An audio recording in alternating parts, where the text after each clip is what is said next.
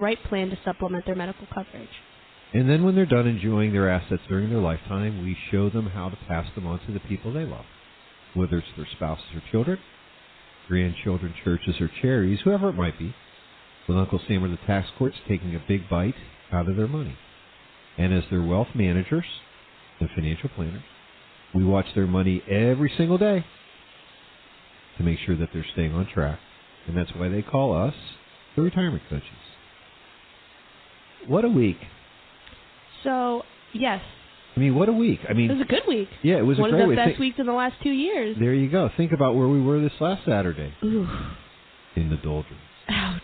Ouch. The markets that were down almost over 10%, right? Right, from the correction highs. They came back a little bit this week. It sort of reminds me of St. Louis weather. Well, this is like a Mark Twain moment. Just wait, and it'll change. Oh, absolutely. I mean, you think about it. 2 days ago it was 70 degrees. 80 AT. Okay, 80. 80. Well, I wasn't outside then. It was only 70 degrees. And now it's snowing. Like a lot of snow. And then what it's supposed to be like in a couple of days? Snow. Tomorrow it's supposed to be 57. So you crazy. Can't time the weather. No, you can't. Not in this city. You can't time the weather, and you can't time the market. That's right. Are we out of the correction? Don't know. Feels like it, though. At least to me, it feels like it. It feels like we hit those lows. Right. We re-hit them. We re-hit them. We'll be bouncing back, and all the numbers continue to be good on the economy. So I am empowered, emboldened, and otherwise excited. Yeah, I mean about the future. It's interesting because the inflation numbers came out this week, and that didn't really stop the rallies of the last several days, and the Treasury backed off a little bit, the yield. So just under 3%. Exactly. Which is cool. Off the highs, though.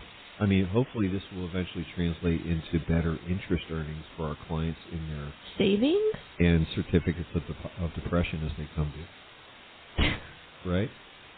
Yes, I mean, let's be real here. I mean, the problem is for most folks, and I mean, it is truly, punishment on the savings. Well, right. It's depressing because we're always talking about having safe money put aside, right? Having that vault of cash so that you can deal with emergencies, as well as having money that you're going to be using the next 10 to 12 months in terms of capital consumption for fun things that you might be doing, whether it's buying another car or a home improvement or a big trip, whatever. But the money's earning nothing.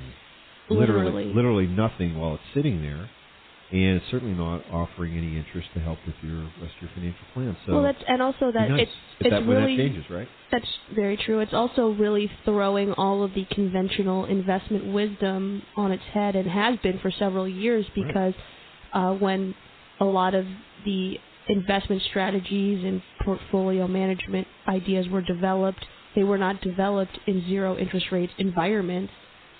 And there was never any anticipation of seeing a zero interest rate environment, especially when we look back to the Carter administration when interest rates were, 18%? They were that high, and I know that in watching the fund flows, and we don't talk a lot about this, but when we look at the fund flows, a lot of money is flowing into bonds because people think that bonds are safe. But there's different types of risk, and unfortunately... Right. And one thing, I guess, and I had this discussion, Aaron, and we did together at least 2 or 3 times this week with clients as well as potential clients, in that bonds typically, or they had in the past, offered 2 types of returns. One was the actual coupon rate, that is the interest that you're being paid to loan someone money, and that's what a bond is, right? It's a loan. Right. Whether it's to government, we call those treasury bills, or government bonds. Whether it's to a corporation. Corporate bonds. Exactly, whether it's to a sovereign government, foreign debt, etc. There's really two types of returns. One is, obviously, is the interest rate you're being paid. But the second thing is that, at least in the past, like you were talking about Carter administration, when rates were up at 14, 16, 18%, as interest rates fell, those bonds that you held at higher interest rates, significantly more valuable. That's right. You saw face amount of capital appreciation occurred, because we know bonds trade the same thing way as stocks do. So your 18% coupon would garner a higher price than someone's newly minted 14, 12, 10%.